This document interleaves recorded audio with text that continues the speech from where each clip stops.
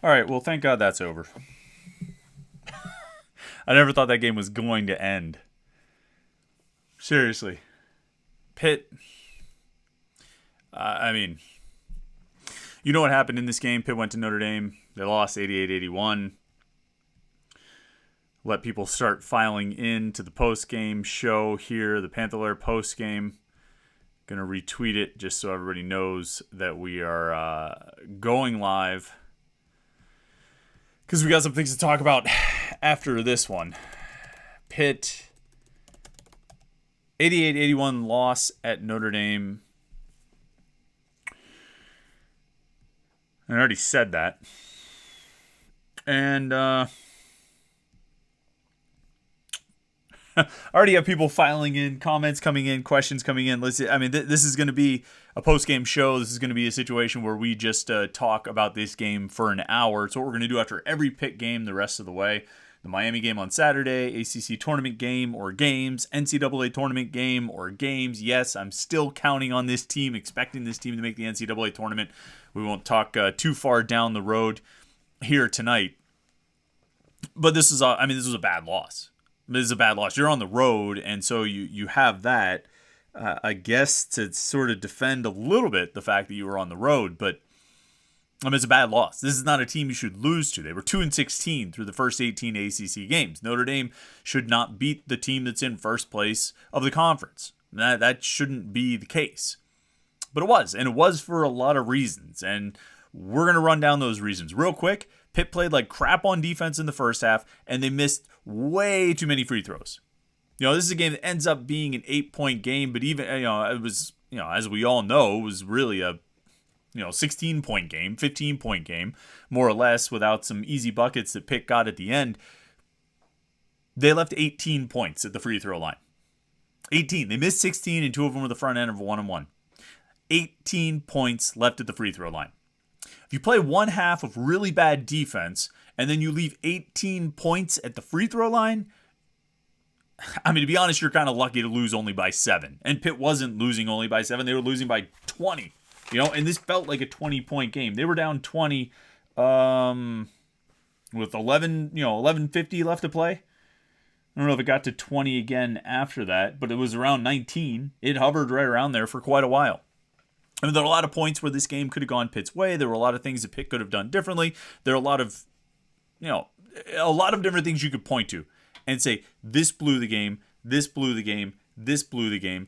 But in total, Pitt blew the game. All right, people are filing in to the live stream. Comments are blowing up. If you've got something to say about this game, you should definitely put it in the comment section. If you want to make sure that we get to your comment and question, you can always be a super chatter. Click the little $sign down at the bottom. You can support the podcast. I didn't miss any free throws, so you should support us on this one, even if you're disappointed about the game. But listen, while you're here, make sure you like this video and subscribe to our YouTube channel. I know I ask you to do it every day on the morning Pitt videos. We ask you to do it during these live streams all the time. But I'm going to ask you to do it again here because it's, we appreciate it. We like to see those numbers go up. So do that while you're here. Even if you're mad about the Pitt game, you don't have to take it out on me. You can still like the video and subscribe to the YouTube channel. And look, and of course, I got to mention Panther-Lair.com, where there's a lot going on in the message boards right now. People are lively and fired up for sure in the game thread. There's a lot of conversation happening there. I can't wait to go and check the thread, the various message board threads about an hour from now after we're done with the post-game show and just see what people are saying. But look, there are a lot of things to say about this game. There are a lot of ways to slice up this game. There are a lot of ways to criticize this game. And, you can go at it from a lot of angles.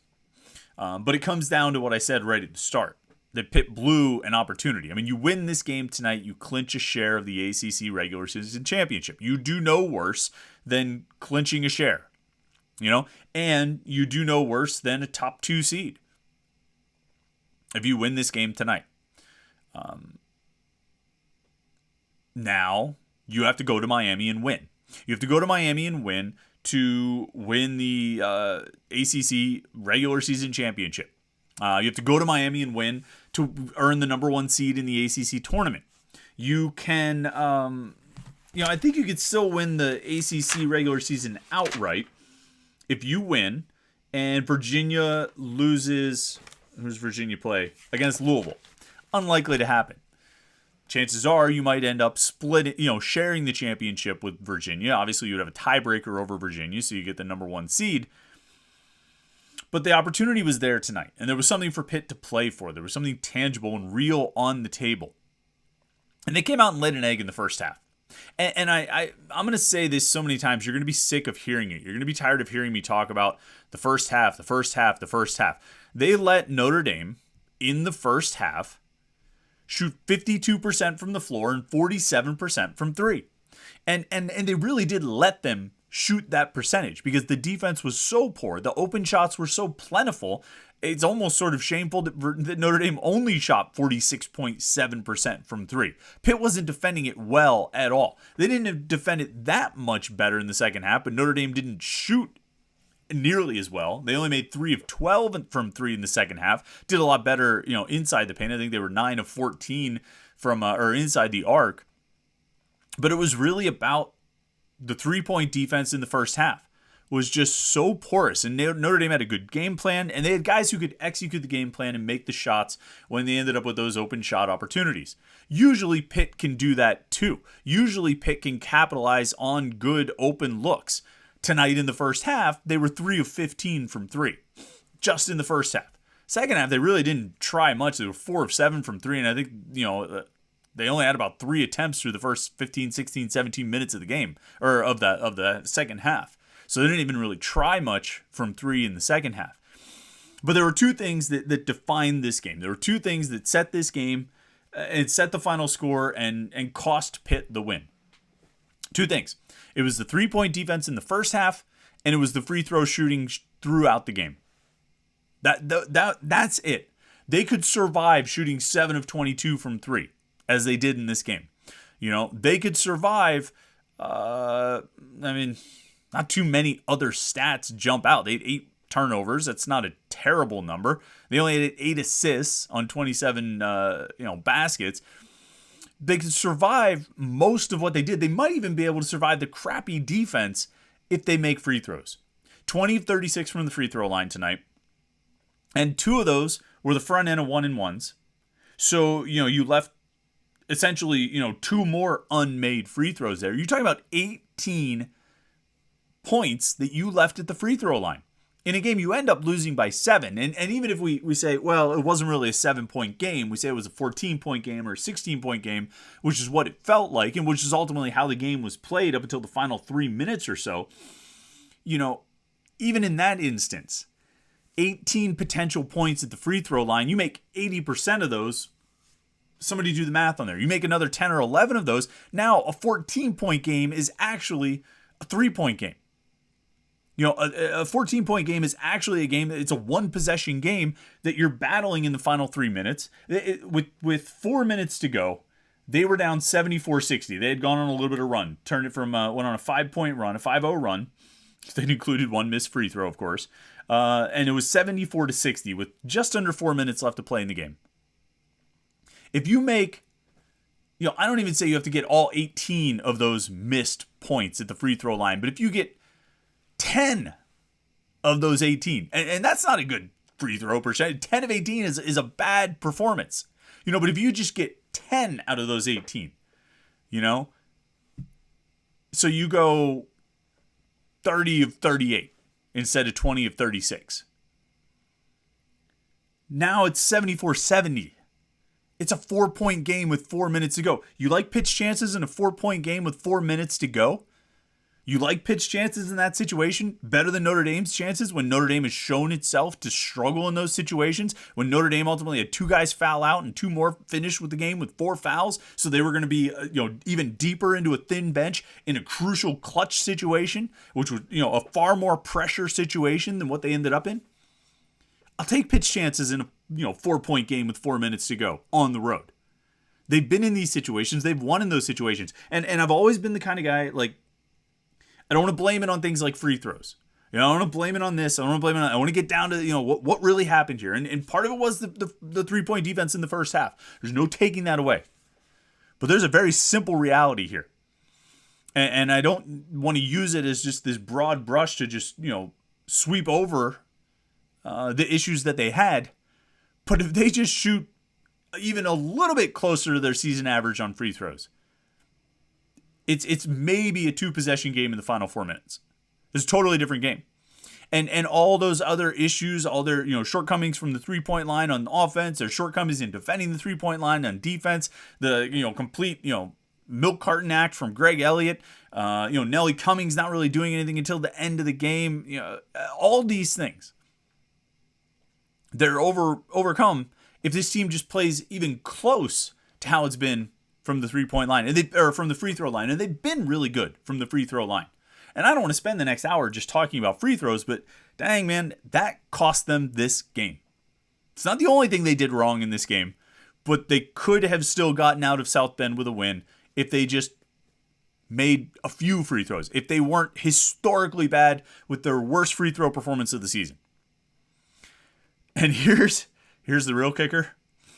And it's almost kind of funny. I texted this to a couple people. We have our group chat with the Panther-Lair basketball writers, with Matt Steinbrink and Jim Hammett and Steve Gertz and Houston Wilson. And I texted it to them. I texted it to another friend as well. I said, it's almost kind of funny that, the more free throws they miss in this game, I said this midway or late in the second half. I said the more free throws they miss, the easier it gets to dismiss this win.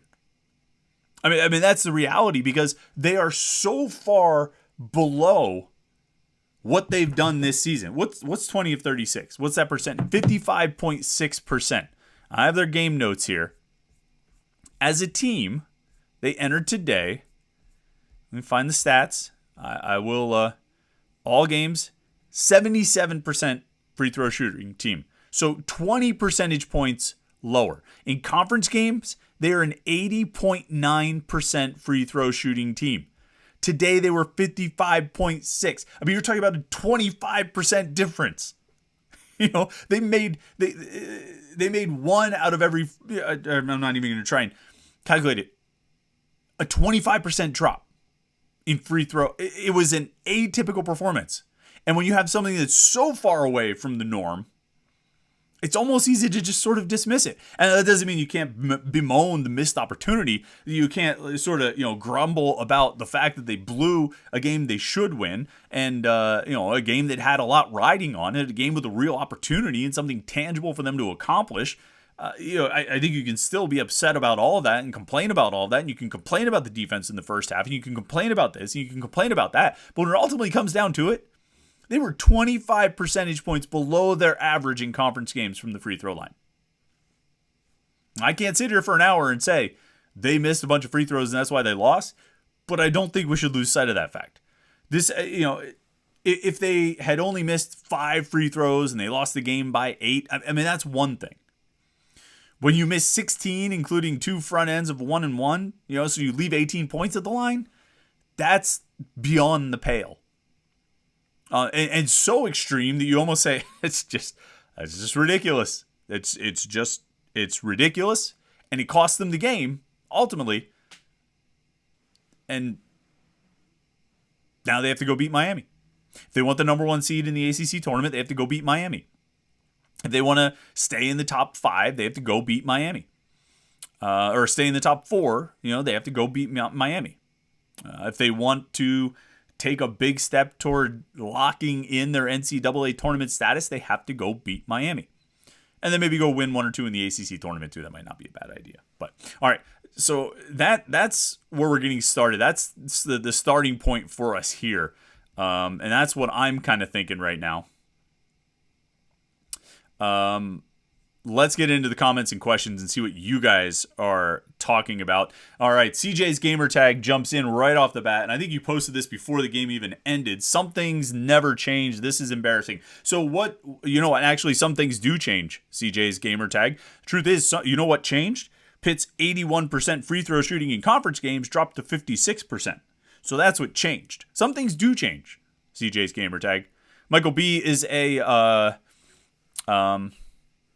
super chatter, so we're going to get to his comment right off the bat. He says, Chris, I am super bummed. What I want to know is why Pitt, down by 14 throughout most of the second half, choose to stop shooting threes. They're a good 3-point team. Made no sense. Also, the refs sucked. I don't know if you meant to type sucked, but it seems fitting. I mean, some of the calls were really bad. There was the, with 12 minutes or so to go, and the held ball call. Like, how was that a held ball? When the guy is bear hugging Nelly Cummings, the Notre Dame defender barely even touched the ball, and it gets called a held ball. And then there's a foul call to the other end, and that was led into the Jeff Capel technical foul, which I would be pretty frustrated if I was Capel at that point as well. I don't know why they went away from the three. I guess they didn't feel like they were getting the looks they wanted. I thought they were getting good shots in the first half. I mean, Jeff Capel often talks about that. He's okay with guys taking shots as long as they're good shots. I thought they were taking good shots in the first half. I thought this felt like a lot of these games we've seen. It was more extreme at halftime than some of these other contests, but it felt like some of these games we've seen where they might shoot 3 of 12 or 3 of 14 in the first half, and then they go out and make, 8 of 15 in the second half. I feel like they've had these games where they don't shoot well in the first half, but they're at least taking good shots. And I thought that was the case tonight. I thought the first half, they had a lot of good shots. They just weren't falling. So I said, okay, well, they'll keep shooting them. They'll make them. They'll start falling. They'll reversion to the mean and all that stuff. And it'll kind of even itself out by the end of the game, but they just went away from it. I think they were 4 of 7 in the 4 of 7 in the second half, and most of it seemed to come, late in the game. I'm looking, in the final 2 minutes, Nelly Cummings made one, Jamarius Burton made one. Actually, in the final 3 minutes, Cummings made 2 and Burton made 1. So, that was 3 of their 4 makes came in the final 2 minutes of the half. So they made 1 in the first 18 minutes of the second half. I'm not sure why they went away from that game plan. Or went away from the plan, which I think the plan for this team is always to shoot threes. I don't know why they stopped shooting threes in that instance. I don't, or in basically the entire second half. I don't know if it was by design or if it was something Notre Dame was doing, or they just felt like they were having more success getting into the paint, which is cool, but you got to make your free throws when you do it. You want to drive, you want to have Nelly Cummings drive, you want to have Jamarius Burton drive and Nike Sabandi. You should do those things, and you should drive and try and draw contact, but Cummings went 7 of 9 from the line. Blake Hinson, not surprisingly, went 1 of 5 from the free throw line. Jamarius Burton, 2 of 4. Federico, who had been better from the line, goes 3 of 7. Nike Sabandi, 7 of 11. Nobody who attempted a free throw for Pitt made all of their free throws. Every one of those guys, all 5 of them who attempted a free throw, missed them.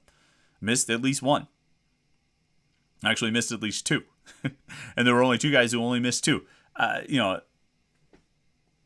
If you want to drive, if you want to get into the paint and you want to draw contact, I don't think that's the worst way to play, but you have to be able to convert. You have to be able to make it pay when teams do foul you in those situations. Dylan Fishbane says, I'm convinced Notre Dame tampered with the rims for Mike Bray's last game there. The numbers just don't add up. I don't think anybody tampered with the rims. I think that's extreme, but something was weird. I mean, it didn't make sense for Pitt to shoot that poorly from the free throw line when they've been really good. And that's the other thing. We're not talking about the early 2000s Pitt teams where they struggled to shoot free throws. This is a good free throw shoot. It has been a good free throw shooting team. And you had guys who were traditionally pretty good and have been pretty good this year shooting free throws, and they were missing. Jamarius Burton with 5.55 missed both free throws. Went 0 of 2, And Pitt was down like 18 at that point. They needed every point they could get. Every untimed point was crucial for Pitt. And they left 18 of them out there. I mean, they were running out of time and they still weren't making the free throws they needed to make. Nike Sabandi had one that he missed at the 8:36 mark when Pitt was down 18. Hinson missed 2 when they were down 20 at the 11:36 mark. It just, I mean, you saw it. You saw the misses and how much that hurt, how much that stung in this game. Let's see. General So's Chicken says sometimes we just have to accept things. ACC is the worst conference in sports. I don't know about that. I mean, I mean, it doesn't look good when the top team in the conference, the number one team in the conference goes on the road to the, bottom 3 team in the conference, a 2-win team, and gets, effectively blown out. No matter what the final score ended up being, getting effectively blown out, it doesn't look good. There's no question about it. That's not going to help the ACC's reputation. But screw the reputation. Just go win your damn games. Michael B. is a repeat super chatter. Appreciate you jumping in. Says, would love to know what you will think of this season if we miss the NCAA tournament and have to go to the NIT. Who the hell will be happy about that? You're going to call it a successful season then? Yeah, I am. Because you know what? and I know I often rail against this kind of thing, but there was a pretty strong consensus from the beginning of the year that if Pitt could just make the NIT, that would be a great step forward. No matter if it's a disappointment, it falls short of what the expectations might have become at some point during the season. Getting to the NIT, winning 20-plus games, a winning record in the ACC, winning at least 14 games in conference, getting ranked again, and I know I said I don't care, but I mean, like, if you want to list the accomplishments and the ways that this team has already taken a giant leap forward from last year, if you want to talk about the ways that this team has already moved well past anything that's happened in the past 7 years, you list all of those things. And even if they miss the NCAA tournament, this season is a huge success as a step forward.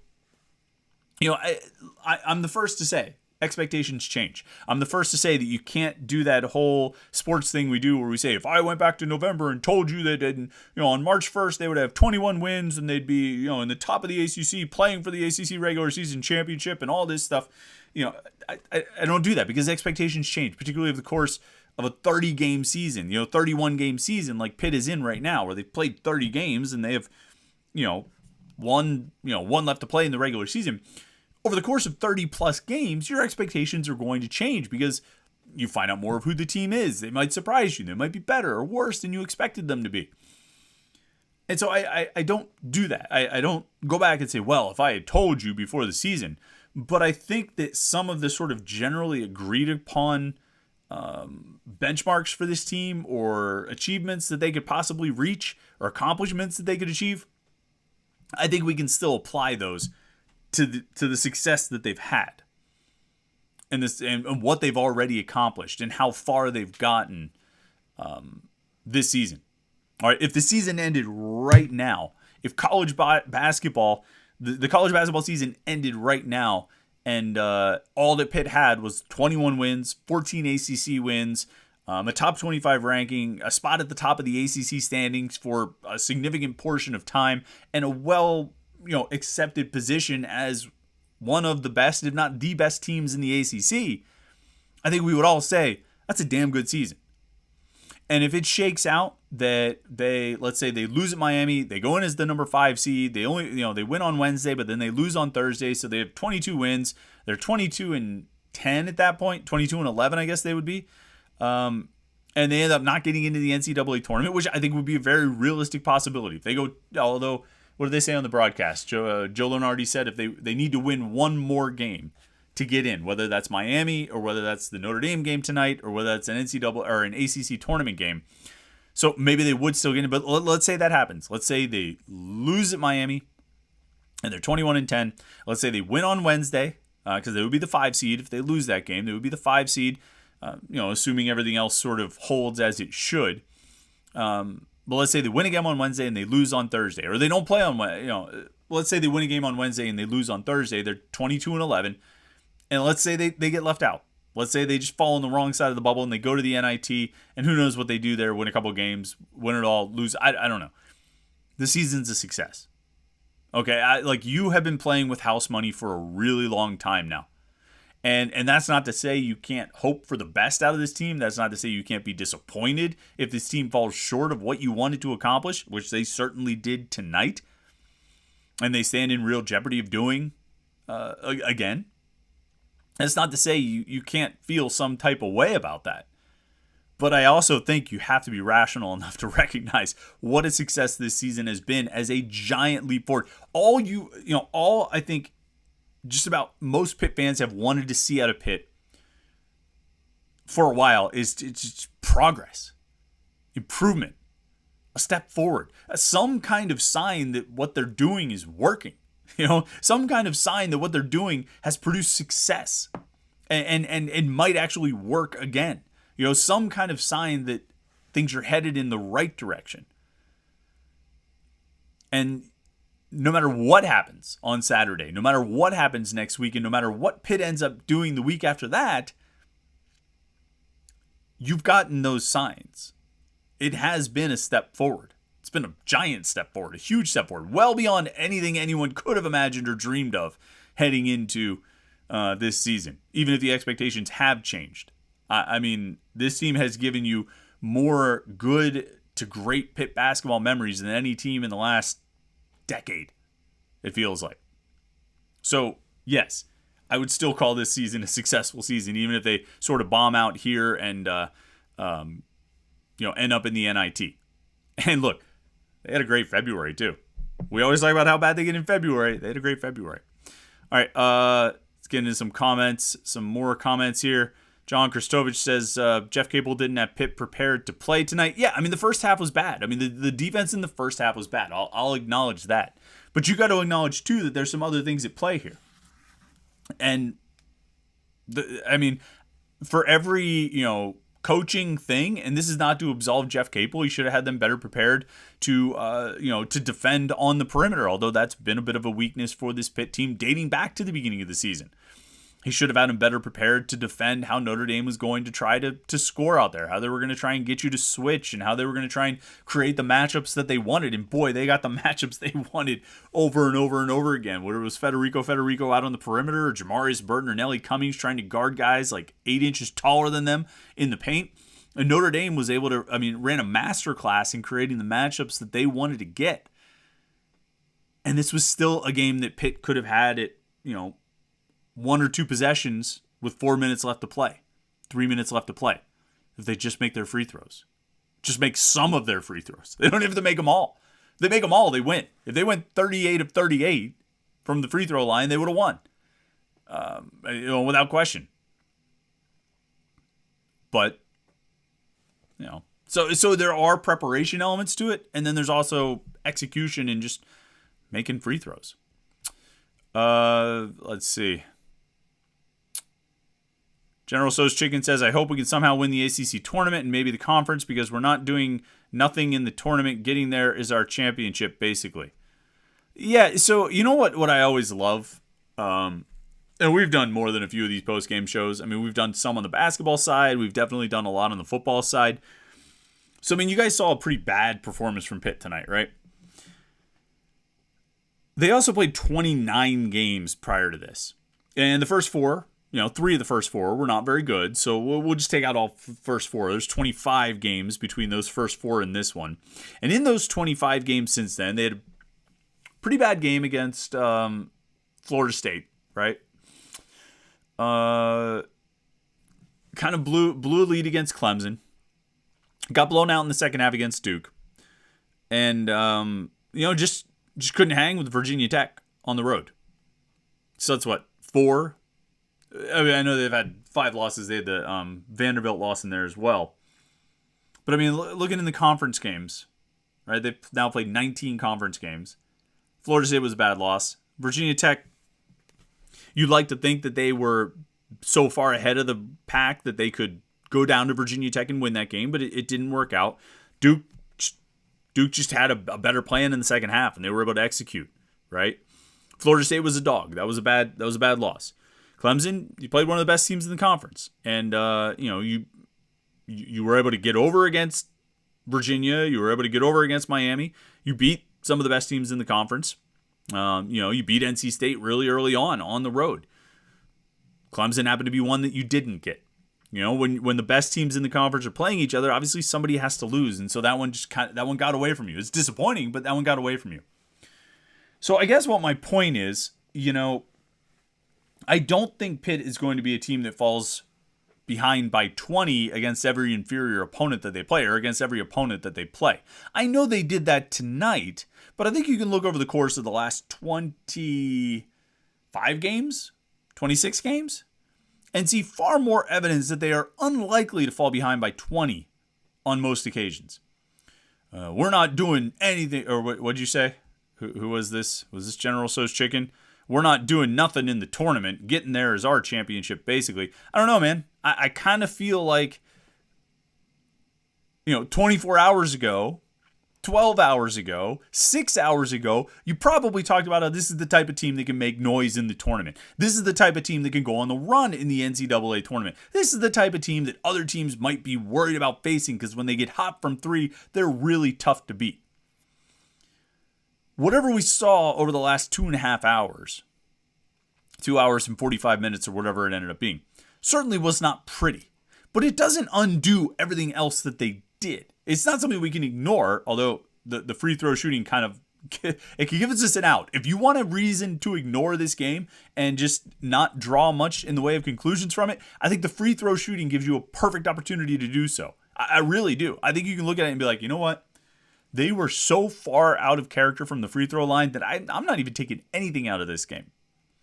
Now, I think you could be reasonable and say I'm taking that they need to improve their perimeter defense. They need to get much better at defending the three-point line than they were. But the free throw shooting does give you an out to almost sort of ignore this game. But you take this as one of 30 games that they've played. 30 games. And there are some in there that you can point to and say, boy, they were pretty bad. And there's some in there that you can point to and say, this is a Final Four team. You know what I mean? But they played like a Final Four team in this game, And they played like a team that should go to the NIT in this game, I don't think what you saw in this game tonight should undo what you might have thought about this team 24 hours ago, 12 hours ago, 6 hours ago, 3 hours ago. 3 hours ago it was 6:50 p.m. It shouldn't undo what you thought about them then. Because I think they're still who you thought they were. They just have another bad loss on the record. Michael B has one more, says, Joe Lunardi just said if Pitt loses at Miami and doesn't win its first game in the ACC tournament, they will not be in the NCAA tournament. Time to worry. Yeah, they said that on the broadcast. They said that before the game, Joe Lunardi had told the guys calling the game that Pitt needed to win one more. And so that obviously left open the opportunity for either Notre Dame, Miami, or the ACC tournament. They needed one more win to lock themselves into an NCAA tournament spot, according to Joe Lunardi. So tonight would have been the obvious option. I'm not counting Pitt out for winning at Miami. I'm not counting Pitt out for winning a game in the ACC tournament, especially if they lose and end up going in as like the 5 seed or something. Guys, they're 14-5 in the ACC. They're 14-5 in the ACC. You understand that, right? 14-5. Like, let's not talk about them losing out just yet when they're 14-5. I'm going to do quick math here. 14-5 overall. 14-5 in the conference. They're 8-3 against the bottom 7 of the league. So what does that leave? 6-2 against the top teams in the conference. They can play with and beat anyone in this league, and they've shown that. Time to worry. Sure, if you want. But if you were confident heading into this game alone, if you were confident heading into this game based on what they had done in their first 18 ACC games, then I don't necessarily think that this one game should undo any confidence you had built up over the last 18 games.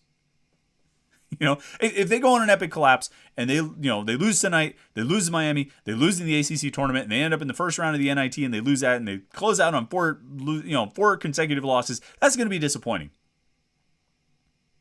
But it doesn't undo what they've already done. And I'd be very surprised if they end up going that route. Because I think they're better than that. They're better than they played tonight. By the numbers, they're better than they played tonight.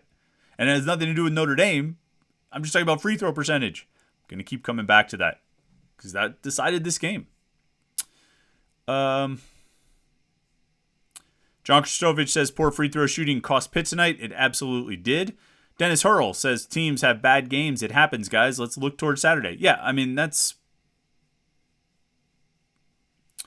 I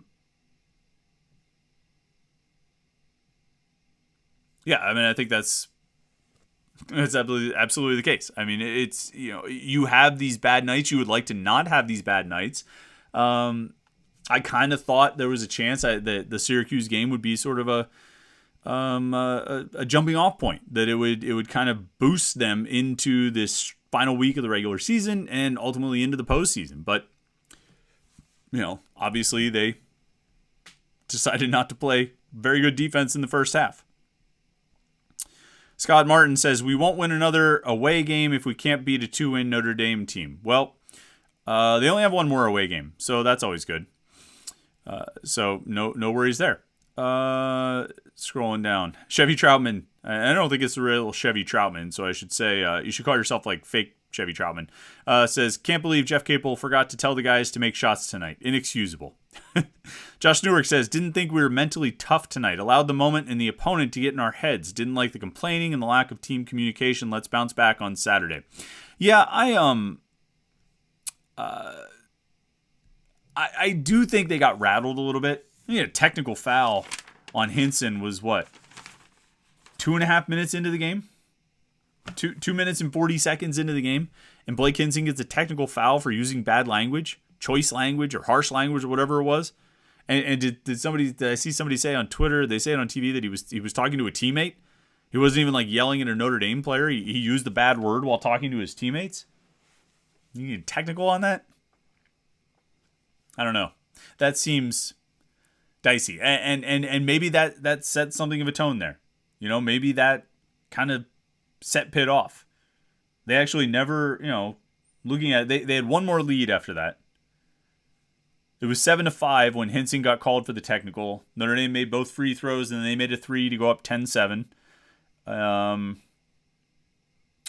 Pitt, Blake Hinson had an and 1 and missed the free throw, of course. It was 10-9. Notre Dame made a jump shot and then 3 free throws to go up 15-9.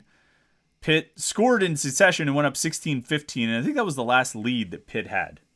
It was. They didn't get closer than maybe 2 points after that. And so maybe that early technical set a tone. You know what I mean? Maybe that kind of rattled them a little bit. But I would expect them to be able to handle that situation a little bit better, the pressure and all that stuff. And I'll say this. I don't put a lot of stock in the emotion of Mike Bray's final home game. I said to somebody earlier, I said, if Notre Dame players were really motivated by being sentimental, they should have been sentimental at some point during the 16 ACC games that they lost. I don't think Mike Bray's final home game had an impact on Pitt's free throw shooting. I think they lacked focus and communication on their defense in the first half. That doesn't, explain why they couldn't make free throws tonight. And I think that's what sunk them.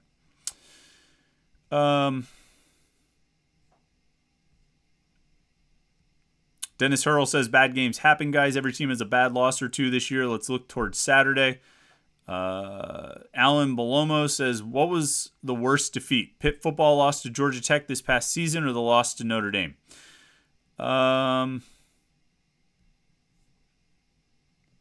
Georgia Tech. I mean, Georgia Tech, we don't need to spend too much time on this, but I mean, Georgia Tech fired its coach like 4 days earlier. And there was a whole lot more riding on the football game against Georgia Tech in terms of the impact it would have had on the whole season. This is a game that Pitt can bounce back from and overcome, admittedly with a challenging task of going to Miami.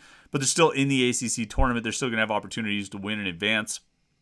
That Georgia Tech game really kind of sunk Pitt in a lot of ways and stands as one of the worst losses we've seen out of Pitt in quite some time.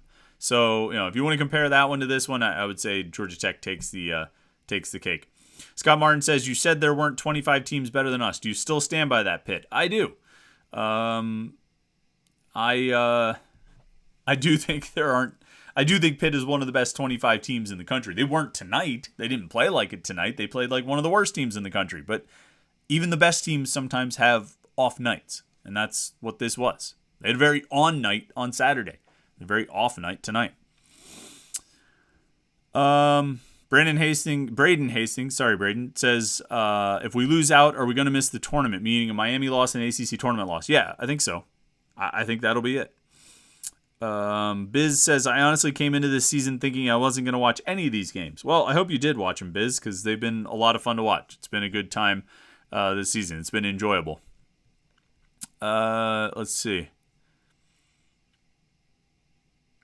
General So's Chicken says, if we lose to Miami and we don't win the ACC tournament, there's no way we're going to the NCAA tournament. I don't think that's true at all. You know, I mean, partially on what Joe Lunardi said. I think if they lose at Miami, but they win, you know, I think they'll probably go in as the 5 seed in the ACC tournament. I think if they win 2 games and end up playing on Friday, I think they'll be in the NCAA tournament. I don't think they need to win the ACC tournament to make it. Obviously, that would guarantee it. But yeah, they put a little more pressure on themselves. But all the goals, all the achievements, all the accomplishments, it's all still out there. It's all still available for them. And all they have to do is go beat a team that they already beat. Admittedly, in a very close game at home, and they have to win this one now on the road. And look, I know I don't like Pitt's chances down there either.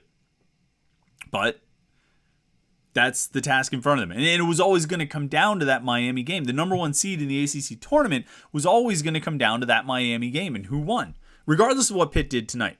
You know, all they did tonight is open themselves up to potentially sharing the regular season conference title as opposed to winning it outright. You know, the only way they can win it outright now is if they beat Miami and Virginia loses to Louisville. Virginia beats Louisville, Virginia will have 5 losses, Pitt will have 5 losses, and they'll be shared, they'll be co-champions in the regular season. Excuse me, Pitt would get the number 1 seed though, which, you know, you can decide which one is more important. The number 1 seed is important in terms of, you know, being a top 4 seed, which lets you not play until Thursday. You know, but the co-champions, you can hang a banner for that one. So it's tough. You know, I think they're both pretty important, and they're both still on the table for Pitt. RJC Man 38 is a super chatter. I'm not sure what the question is. Capel has had bad losses, but this one hurt the most. I think you're living in the moment right now, RJC Man. I think there have been a lot of, you know, I think there have been plenty of losses that probably have stung quite a bit. The West Virginia loss, the Michigan loss. I mean, like, we're not going to run down the list. I've done enough of these post-game shows. I've read the message boards enough. I've read Twitter enough after losses. I know every loss is the end of the world. This team still has a lot to play for, and they have a lot of opportunity to play for it. Biz is a super chatter. Biz, I read a few of your comments. I don't know if you had anything new to add there. But Roman says, reality is they most likely aren't dancing anymore. Sucks to end the season like this, but I said at the start of the year I'd be happy with the NIT, so I can't complain. I don't know. I don't know if they're dancing or not. Again, I'm not going to rule out the possibility of this team, which has played 21 pretty good to very good to excellent games. I'm not going to rule out the possibility of them doing it again at some point over the next week. You know, I'm not just automatically dismissing the idea of them winning another game in the regular season or the ACC tournament. I mean, keep a little perspective, guys. Josh Newark says, shoot better free throws and don't take 2 technicals. You know, shoot better free throws for sure. The technicals, I mean, that was, I don't know what Hinson said, you know, that got him a technical foul. I haven't seen any of the post-game comments. I'm guessing Jeff Capel didn't elaborate, although maybe he did if he felt like it was a really egregious call. I don't know what Hinson said. You know, Capel's frustration boiled over. Sometimes coaches take those technical fouls in sort of tactical situations. Pitt was down 17 at the point when Jeff Capel got called for a technical foul. I don't know if it was necessarily intentional, but I can understand frustration boiling over. So, you know, the free throw shooting to me was a bigger problem than the technical fouls, but that's just me. Let's see. Sad Pitt fan says the first technical was total BS. The refs were atrocious. Wish Capel would say something in a post-game presser, but he won't. He might. He might not. I don't know. I wouldn't be surprised. I mean, he said that Notre Dame lost some games on questionable calls. I don't think he would say that Pitt lost this game on questionable calls. My guess is if he's asked about the officiating, he'll say something along the lines of, you know, I'm not the officiating isn't why we lost the game. We lost the game because we didn't defend well enough in the first half, and we lost the game because we didn't make our free throws. I'm guessing he'll deflect, probably. That's typically what they do. RJC Man 38 says, Coach of the Year don't lose games like this. You know what? He's still the Coach of the Year. Even if they lost this game, he's still the Coach of the Year. The turnaround from last year to this year makes him the Coach of the Year. And no matter how much, and there's a segment of this fan base that will not let it go and sits quiet and dormant while the success is happening and then comes out of the woodwork like cockroaches when it goes wrong. You can't undo the success that they've already had. And the success they've already had is enough to win him ACC Coach of the Year. Now, Clemson, NC State, you make a good case for Brad Brownell and Kevin Keatts. They had bad seasons, terrible seasons last year too. I think NC State may have been worse than Pitt last year. But Pitt has been better than NC State this year. NC State has 7 losses, I want to say, in conference play right now. Clemson has 6. Pitt won't finish with more than 6. And I think the state of the program, where they came from last year to where they are now, he's still the Coach of the Year. And your emotional reactions to tonight's game do not change that. Have just a little perspective. When the same people who are saying, well, we can't, before we start praising Capel too much, we can't lose sight of what the last 4 years have been, are now also saying that, well, because of what happened tonight, that overshadows everything he accomplished this year. So you want to have the big picture perspective when it comes to, Capel's the entirety of Capel's career. But when it comes to, a loss or this season, which has been very successful, we're going to have very small, narrow focus just on this game. This game defines the season far more than any of the success that they had. The 14 ACC wins or the 21 overall wins. It's amazing that, people can watch this program go 7 years, 6 full seasons without winning 20 games, without having a winning record overall, without having a winning record in the ACC, without winning more than 9 games in the ACC, without even having a chance at sniffing the NCAA tournament, and sit here and turn around on March 1st and say they lost a game. This season has been a disaster. Come on, guys. Get a little perspective on this. If you celebrated on Saturday, if you celebrated the Virginia game, if you celebrated the Miami game, if you celebrated both Carolina games, if you celebrated the win in NC State, if you celebrated the win over Northwestern, if you celebrated some of the comeback victories, if you celebrated some of the road wins, all these different things. Yeah, tonight sucked. It was a bad game. They played poorly. They defended like crap, and they didn't make their free throws. They still won 21 games. And they have a chance to win a handful more. Keep a little perspective. Really. It's not like a cheerleading thing. It's just basic rational thought. I don't have a paper copy of the game notes, but I can show you they actually won 21 games this year before they lost this one. It's going to be fun to do post-game shows after all the postseason games. We are doing that, by the way. We're going to do post-game shows after every postseason. We're going to do post-game shows after every game the rest of the way. We're going to do one after the Miami game. We'll do one after the ACC tournament game. And, if/when they make the NCAA tournament, we're going to do them then, too. It should be a lot of fun. All the post-game shows after the postseason games. And listen, you see the crowd that's here tonight. You see the number of people who are watching this show, and you'll see the numbers like in 2 days when you see the number of people who watch this video. It's a good way to reach Pitt fans. We got some advertising opportunities for our post-season post-game shows. So if you actually want to get involved and support the podcast and maybe reach Pitt fans and get a message out to the Pitt fans during these post-game shows, this is an opportunity to do it. So,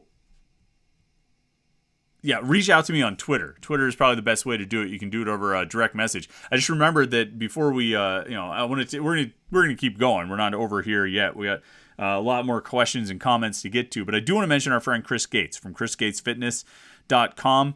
You guys know about Chris Gates. We've talked about him a lot. He's a huge Pitt fan. And actually, the Wednesday Night Live show is sponsored by Chris Gates Fitness. Chris is an online fitness coach from Pittsburgh. He works with people all over the world to create customized fitness and nutrition programs that work. He's also a huge Pitt fan. And he loves supporting the Wednesday Live show every week. So once you're done listening to this show, go check out Chris's YouTube channel. It's far more positive and encouraging, believe me. He uploads full podcast episodes once a week. He also has quick tips every single day to help you manage your diet and your workout routine. You can find him at youtube.com/Chris Gates Fitness. Chris, C-H-R-I-S, Gates, G-A-T-E-S, Fitness. And of course, the website, chrisgatesfitness.com. A lot of just guidance on leading a healthy lifestyle, on fitness, on nutrition, diet, exercise, strength, all those things. You got to check them out. chrisgatesfitness.com. Let's see here. All right. Get back into the comments and questions. Where were we? I scroll around here so much. Sometimes I forget where we left off, but a lot of it is repeat.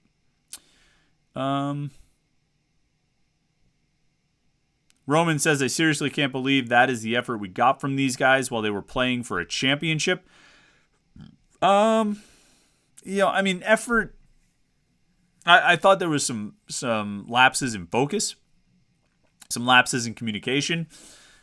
I think there were times where the body language wasn't great, where the effort did seem to slag a little bit.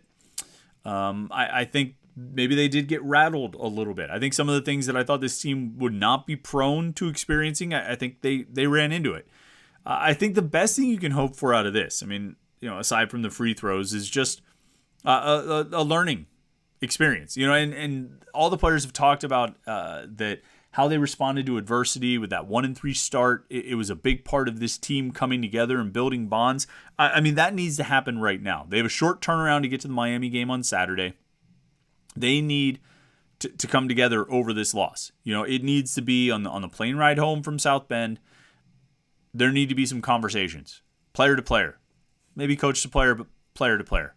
And they need to refocus and make sure they're all focused on the same goal and doing what they need to do, and not just sharing the ball. It's not just about passing and passing up a good shot for a teammate to get a great shot, and all those are good. Those are all part of being good teammates and great teammates. But part of being a good teammate and part of being a great teammate is being committed to working as hard as possible and doing what you need to do on the defensive end so you don't let your teammate down. I think that's a big part of it. You don't want to let your teammate down. And these guys who have been great teammates to each other, who've got these strong bonds, and they've persevered through adversity, they need to bounce back here.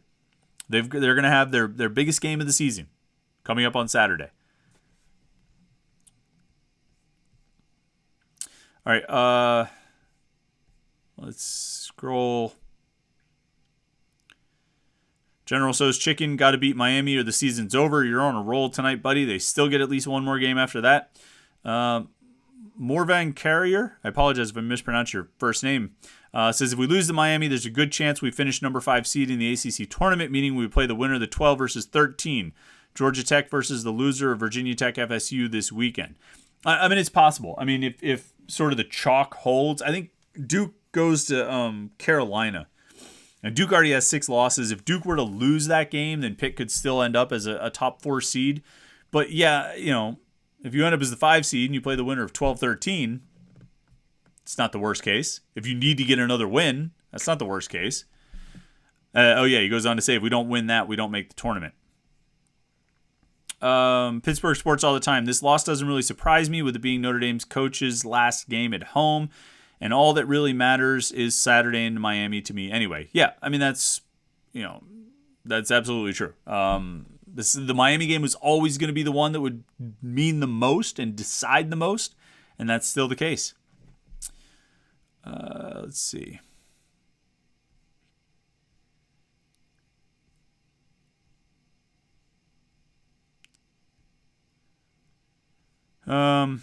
Scrolling through.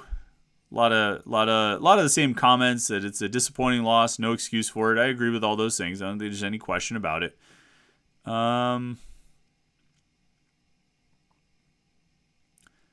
Day G's says, can't miss those against Miami. Can't miss that many chances left at the rim. Yeah, I mean, you can't shoot effective, basically 20 of 38. There were 55.6%, 20 of 36. But if you add in the two 1-and-1s that they missed the front end, I mean, that's 20 of 38, which would be 52.6%. You can't shoot 52.6% from the free throw line with nearly 40 attempts and expect to win a game. There's too many points left out there, and you're playing against too good of a team. You weren't playing against that good of a team tonight, but on Saturday at Miami, you will be playing against too good of a team to leave that many points on the table. I think you're absolutely right. Let's see.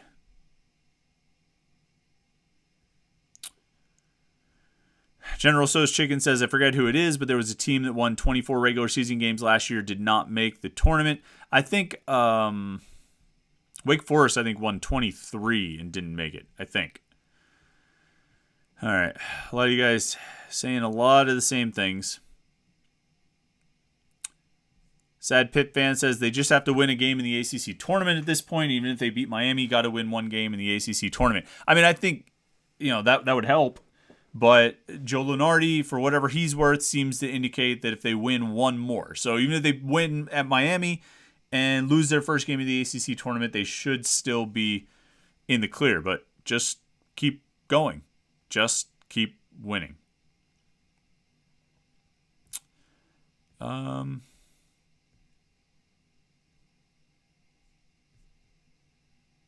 Scrolling down.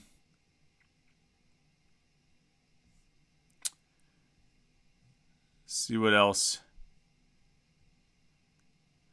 I feel like we got a lot of the same comments, and we got Willat Harris popping in too, so that always gets lively when he's coming in here. Let's see. Peninsula P says, okay, so if I told you before the season started that we control our own destiny going into the final game to win the ACC, how many wouldn't have signed up for that? And you're absolutely right. I mean, like, as much as I kind of complain about that logic, because expectations change over the course of 4 months, 30 games, and your idea of what the team is and what they should be able to accomplish changes. It very much, you reach a point where your expectations do go up. If a team has success through the first half of the season, your expectations go up, and you reach that point. And so you can't entirely compare it to preseason expectations. You can look back with a laugh and say, haha, they were picked to finish 14th. But you can't entirely compare it because your perspective changes. At the same time, I think you can look at this season as a comparison to last year and say, look at the giant leap they made. Look how far they moved forward. Look how much better they are this season than they were last year. How much more they've accomplished this season than they accomplished last year. I think you can look at it that way and say, by that measure, this season has been an unmitigated success. And I don't think you need much in the way of clarifiers or qualifiers to say that, regardless of what happens the rest of the way. And it could be disappointing. It could be 21-12 or whatever, or 21-11. But it's still a success as a giant leap forward from where they were a year ago. Let's see. Brendan Hominick says, I know Notre Dame switched Fetty onto the perimeter, but did it look like he was more gassed than normal? By the under 12, he looked exhausted, and they went to both twins. Hope it's not tired legs. I mean, if it's tired legs, they did a pretty poor job of preserving Federico because he played 17 minutes in the second half. And the only time they really took him out is when they went small and had Blake Hinson playing at the 5. Blake Hinson played 19. Burton played 18. Federico and Cummings played 17 each in the second half.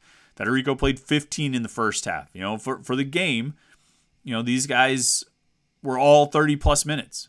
Cummings, Hinson, Burton, and Federico, and Sabandi were all 30-plus minutes. I mean, Greg Elliott was sort of the odd man out. He played 25 and only saw, what did he get in the second half? 11 minutes. I do think their legs are probably getting run down. I mean, they're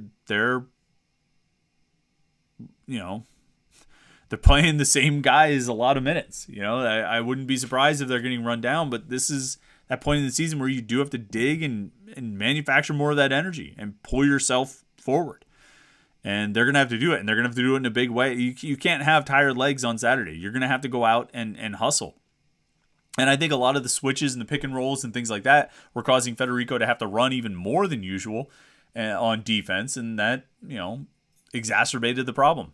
Now, if they can win at Miami, or if Duke can lose, they'll, at Carolina, they'll have off until Thursday. So they'll have an extra long rest to, try and save those legs. But they get short rest before the Miami game. So they need to be ready to go and need to be ready to run. All right, I think that might be about it for tonight's post-game show. I appreciate everybody who joined us. It's good conversation, good chats here on the good chats on the live stream. Like I said, we're going to be doing live stream post-game shows after every Pitt game the rest of the way. We'll be starting, that starts, of course, on Saturday with the Miami game. That's what time? A 6 p.m. tip-off, so I'm guessing we'll go live around 8:15 or 8:30, somewhere around there. And then we'll be live after all the postseason games. However many Pitt plays, we'll be live afterward. So be sure you tune in for that. You want to make sure you don't miss any of those. Hit that subscribe button right there. Subscribe to youtube.com/Panther-Lair.com. And turn on notifications. We'll send you an alert right to your phone so you never miss any of our live streams. You don't want to miss it. As you can see, it's a lot of fun. Gets pretty lively. Like this video as well. In addition to subscribing to the YouTube channel, we appreciate both of those things. Pitt loses tonight, but we will motor on and keep talking about this team. We'll have a full morning Pitt for you tomorrow, breaking down this Notre Dame game a little bit more. Hint, hint. I'm going to talk about free throws, and then of course on Friday we'll recap everything from the week and get you ready for Pitt Miami on Saturday. So lots of stuff going on right here on our YouTube channel. And in the meantime, stay tuned at Panther-Lair.com, Panther-Lair.com, Pittsburgh.rivals.com, the most comprehensive source of Pitt sports news on the internet. Get all your football, basketball, and recruiting coverage right there. Panther-Lair.com. Thanks for tuning in tonight. Result wasn't what you were looking for, but at least we could all get together and talk about it. Pitt loses to Notre Dame. They'll have a chance to bounce back on Saturday, the biggest game of the season. We will be talking about it all week between now and then. So stay tuned right here to our YouTube channel, youtube.com/Panther-Lair.com. Thanks for tuning in tonight. We will talk to you soon.